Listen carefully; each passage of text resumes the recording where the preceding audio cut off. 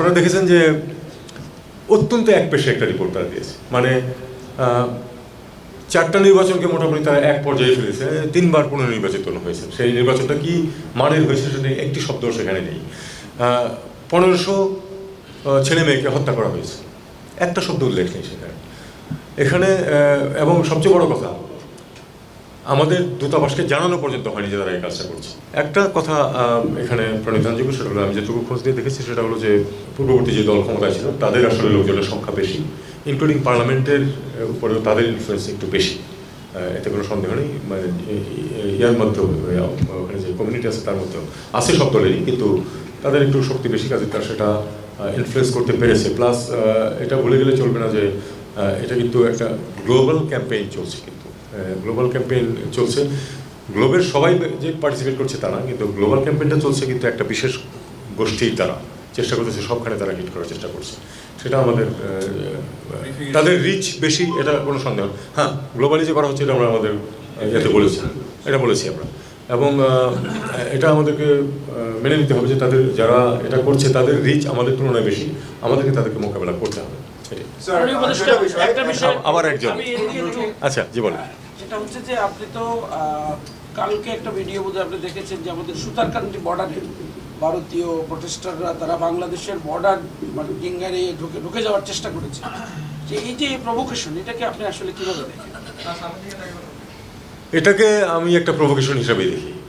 Provocation দেওয়ার মতো লোকজন তো আছে, এতে তো কোনো সন্দেহ, আমরা দেখতে পাচ্ছি, চারদিকে দেখতে পাচ্ছি প্রভোকেশন, এবং এটাকে আমরা প্রভোকেশন হিসেবেই দেখবো যতক্ষণ পর্যন্ত না প্রকৃত প্রস্তাবে তারা বাংলাদেশে প্রবেশ করতে সক্ষম হয়।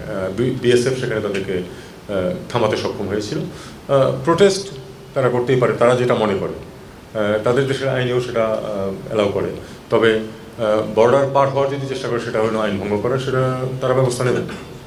স্যার দুটো বিষয়, একটা হলো স্যার যে আজকে ব্রিফিংয়ে চিন্ময় দাস, যিনি ইসকনের ফর্মার নেতা ছিলেন, ওনার ব্যাপারে স্পেসিফিক্যালি ডিপ্লোম্যাটদের কি স্টেটমেন্ট দিয়েছেন সেটা একটা। আরেকটা, এই যে এই প্রচারণা বা প্রোপাগান্ডা যেটা চলছে গ্লোবালি, এটার ব্যাপারে ডিপ্লোম্যাটদের কোনো করণীয় আছে কিনা বা কোনো রিকোয়েস্ট করেছেন কিনা? প্রথমত চিন্ময় ব্রহ্মচারী যেটা বিষয়, এটা অবশ্যই উল্লেখ করেছি, আমার ব্রিফিংয়েও উল্লেখ ছিল যে চিন্ময় ব্রহ্মচারী কী পরিস্থিতিতে তাকে অ্যারেস্ট করা হয়েছে এবং তারপরে কীভাবে প্রসিডিংস হয়েছে, কোর্ট তার বেল দেয় নাই, তখন তারা যে একেবারে ঘেরাও করে ধরেছে। এবং আমি এটাও বলেছি যে এটা তারা পেরেছে কারণ তাদেরকে তাদের মত ব্যক্ত করার অধিকার দেওয়া হয়েছে বলেই তারা পেরেছে। এরকম ঘটনা তো আগে করতে পারেনি তারা। আমরা তাদেরকে অন্ততপক্ষে আমাদের যে অবস্থানটা সেটা পৌঁছে দিতে পেরেছি, এবং আমি তাদেরকে বলেছি যে এটা অবশ্যই তারা তাদের দেশেও রিপোর্ট করবে, এটা নিয়ম। যেটা এখানে একটা ব্রিফিং হয়েছে সেটা তারা তাদের হেডকোয়ার্টারকে জানাবে, এবং আমি আশা করব যে তারা সঠিক অবস্থানটা তুলে ধরবে। এবং আমি ব্যক্তিগতভাবে কাউকে বলেছি যে তোমাদের যে মতামতটা, দু একজন উল্লেখও করেছেন, যে একজন বলেন যে আমি বরিশালে একটা বিয়ে অ্যাটেন্ড করতে গিয়েছিলাম, হিন্দু সম্প্রদায়ের একজন বন্ধু, বিদেশি একজন রাষ্ট্রদূত পশ্চিমের, এবং তার মিশন থেকে বলছিল যে আমাদের সিকিউরিটি ব্যবস্থা করি। উনি বললেন যে আমি তাকে বললাম যে না, আমি সিকিউরিটি চাই না, আমি নর্মাল সিচুয়েশনে ওখানে হাজির হতে চাই। একটু দু একটা পুলিশ ওখানে তারা জেনে গেছে এবং তারা একটু সিকিউরিটি দিয়েছিল, কিন্তু সে বলল যে আমি কোনো ধরনের কোনো সমস্যা দেখি নাই, এবং সেখানে আমি দেখেছি যে সেই যে অনুষ্ঠানটা সেটাতে হিন্দু এবং মুসলিমরা পার্টিসিপেট। আপনারা জানেন এটা, আপনাদের যে কারো আমার মেয়ের বিয়েতে হিন্দু অতিথিরা এসেছে, এবং আমরা প্রচুর হিন্দুদের অনুষ্ঠানে অতিথি হিসেবে যাই, তাদের সাথে একসাথে এনজয় করি, উপভোগ করি। ঠিক এই পিকচারটা উনি দিয়েছেন। আমি তখন তাকে রসিকতার কাছে বললাম যে please tell your friends and your headquarters যে তোমার এই এক্সপিরিয়েন্সেস। সে বলছে যে yes I will do that. ডিপ্লোম্যাটদের কোনো বিষয়ে কোনো জানার আগ্রহ ছিল না, কোনো প্রশ্ন ছিল না এই সেশনে? ছিল, হ্যাঁ, কিছু প্রশ্ন ছিল, সেই প্রশ্নের উত্তর দিয়েছি আমরা, ডিটেলস তারা একটু জানতে চাইছেন। তো বাই অ্যান্ড লার্জ তারা বলেছেন যে আমি খুব কম্প্রিহেন্সিভ ব্রিফ দিয়েছি সব কিছু। আমি কথা বলার চেষ্টা করিনি যে কোথাও কোনো সমস্যা নাই, কথা বললে কেউ বিশ্বাস করার কোনো কারণ নেই। সমস্যা আছে, সেই সমস্যা আমরা সমাধানের চেষ্টা করছি এবং সফল হচ্ছি অনেকখানি। এবং এটাতে আমি বলছি যে আপনাদের সবার, আমাদের যারা বন্ধু আছেন, আপনাদের সবার সহযোগিতা আমরা চাই। গত কিছুদিনের বিশেষ করে মাইনরিটি, বিশেষ করে হিন্দু সমাজের পরিস্থিতি নিয়ে আমাদের মনে হয়েছিল যে যাতে কোনো মানে ভুল ধারণার সৃষ্টি না হয়, কারণ ভুল ধারণার সৃষ্টি করার মতো প্রচুর পরিবেশ আছে, বিশেষ করে মিডিয়ার একাংশ।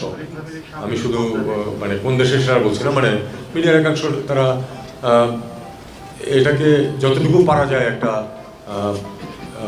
খারাপ পরিস্থিতির দিকে নিয়ে যাওয়ার চেষ্টা করেছে।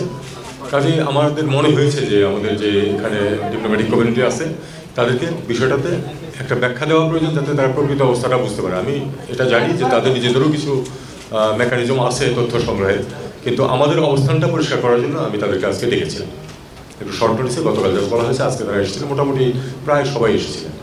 সেখানে আমরা আমাদের অবস্থানটাকে ব্যাখ্যা করেছি। আমরা বলেছি যে আমাদের, আমি খুব সংক্ষেপে বলছি, তারপরে আপনাদের কিছু প্রশ্ন উত্তর দেবো আমরা বলেছি যে আমাদের এই সাম্প্রদায়িক সম্প্রীতি হচ্ছে আমাদের সমাজের অংশ এবং সরকার এটা বজায় রাখতে দৃঢ় প্রতিজ্ঞ। কোনো মানুষ তার ধর্মীয় বা সাম্প্রদায়িক পরিচয়ের কারণে নিগৃহীত হবে না, এটা আমরা অবশ্যই নিশ্চিত করব। এবং আমরা এটাও বলেছি যে যে সরকার আছে তারা এক্ষেত্রে উল্লেখযোগ্য সাফল্য দেখিয়েছে গত প্রায় 4 মাস সময় যেটা পার হয়ে গেছে এর মধ্যে। কারণ মেজর কোনো, যদিও মাল মশলা ছিল অনেক বেশি গণ্ডগোল হওয়ার মতো, কিন্তু সেটা কিন্তু আমরা নিয়ন্ত্রণে রাখতে পেরেছি সবার সহযোগিতায়, রাজনীতিবিদরা সহ, ছাত্ররা, রাজনীতিবিদরা সবাই মিলে কিন্তু একটা আমরা পরিস্থিতি বজায় রাখতে পেরেছি, যেটা সৌহার্দ্যপূর্ণ। বিশেষ করে একটা এত বড়, তারপরই এত বড় একটা অনুষ্ঠান ছিল দুর্গাপূজা, সেটা পার হয়েছে অত্যন্ত শান্তিপূর্ণভাবে এবং কোনো ধরনের কোনো মিসঅ্যাপ ছাড়া। একটা দুটো স্ট্রে ঘটনা এখানে ওখানে ঘটে নাই, এটা কিন্তু যেটা আমরা বলি যে ঘটে নাই, তাহলে তো সেটা সত্য বলা হবে না। ঘটেছে 2-1টা ঘটনা, কিন্তু 2-1টা ঘটনা প্রতি বছরেই 2-1টা ঘটনা ঘটে, সেটা এই সরকার হোক বা অন্য কোনো সরকার হোক ঘটে। ব্যাপারটা হলো সেটাকে নিয়ন্ত্রণে নেওয়া এবং যারা এই ধরনের কার্যকলাপে লিপ্ত হয় তাদেরকে তাদের জন্য শাস্তি বিধানের ব্যবস্থা করে, তাদেরকে আইনের আওতায় আনা, এটাই হলো লক্ষ্য। এবং সেটা এই সরকার অত্যন্ত ডিলিজেন্সের সাথে সেটা পালন করেছে। আমি মোটামুটি এই লাইনে তাদেরকে ব্রিফ করেছি এবং আমি বলেছি যে মানে এটাকে ফ্লেয়ার আপ করে দেওয়ার এবং একটা বাংলাদেশ খুব একটা সাম্প্রদায়িক খারাপ অবস্থার ভিতর দিয়ে যাচ্ছে, এরকম একটা পরিস্থিতি সৃষ্টির অভ্যন্তরীণ এবং দেশের বাইরে প্রচেষ্টা আছে। আমরা সেই প্রচেষ্টাটা যদি সফল না হয় সেই চেষ্টা করছি।